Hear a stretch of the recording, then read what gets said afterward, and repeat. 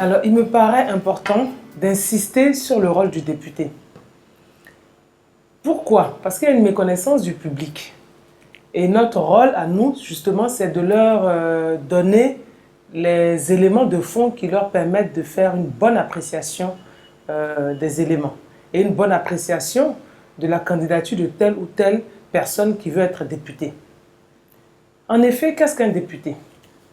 Quel est le rôle du député? Premièrement, le député a pour rôle de contrôler l'action du gouvernement. Deuxièmement, le député a pour rôle de faire adopter les textes parlementaires. Le député a pour rôle de faire adopter les textes qui lui sont présentés par le gouvernement. Et ces textes, évidemment, sont de toute nature. Ça peut être évidemment des lois organiques, des lois ordinaires. Ça peut également être des lois budgétaires. Et après discussion, débat, amendement, le député donc adopte ces textes de loi. Ensuite, le député peut lui-même être à l'initiative des lois, donc proposer une loi à l'Assemblée nationale. Et enfin, le député doit rendre compte aux populations de ce qu'il a fait pendant toute sa législature. Bien sûr, on va me dire, mais dans ces conditions-là, quel est le bilan du député? Quel peut être son bilan au regard de ce que je viens de dire? Mais le bilan du député est très clair. Les populations doivent regarder quelle a été l'assiduité du député à l'Assemblée nationale. Ça veut dire regarder ses moments de présence et d'absence. Est-ce que le député a été beaucoup plus présent à l'Assemblée nationale?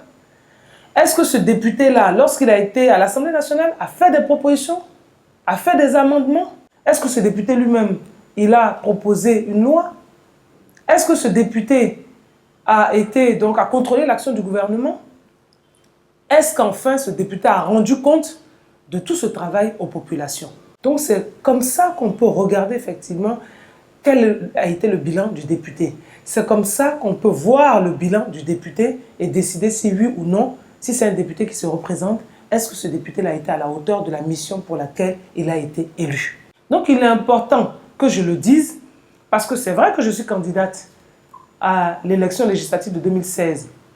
Mais pour autant, la question n'est pas de dire qu'est-ce que le député a fait pour nous, qu'est-ce qu'il a fait dans la commune. Le député, on va l'élire parce qu'il nous dit « je vais voir effectivement comment on peut entretenir les routes, comment on peut entretenir les marchés. Ah, les femmes, vous avez besoin de quoi? Moi, je peux vous aider à avoir ceci. » Ça, ce n'est pas le rôle du député. Si on veut faire ça, alors là, il faut aller taper à une autre porte qui s'appelle la porte de la mairie. Ce n'est pas la porte de la députation. Donc, chers parents, chères populations, chères femmes, chers jeunes, ne vous laissez pas tromper. Ne vous laissez pas tromper. Il faut savoir quel est le rôle du député. Et à ce moment-là, fort de tout ce que vous savez, vous pouvez poser des bonnes questions et des questions pertinentes et demander à votre député de vraiment représenter la nation ivoirienne à l'Assemblée nationale.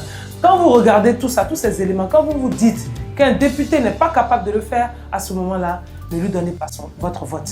Parce que c'est important. Il faut faire les choses en toute bonne connaissance et en toute bonne conscience. Je vous remercie.